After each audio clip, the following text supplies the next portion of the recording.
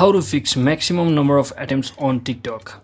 So hello guys, welcome back to my YouTube channel. If you're also facing such issue, so let's first find out why this happens.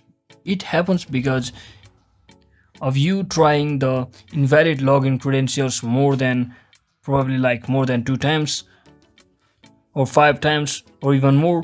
So maximum number of attempts reached option or error message will be displayed. So to fix that, all you have to do is just come back to your device's settings, and once you're inside here, scroll down and simply search for apps. So once you're inside your apps, simply click on search and find a TikTok application just like this.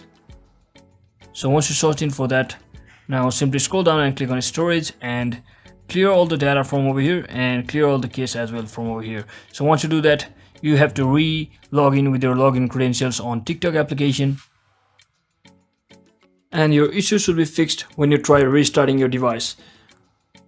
And you might as well try to reinstall. If it is still not working, you might as well try to reinstall your TikTok application once and for all. So that is it for today guys. I hope this video was helpful. If it was, don't forget to like and subscribe to the channel. See you on the next one.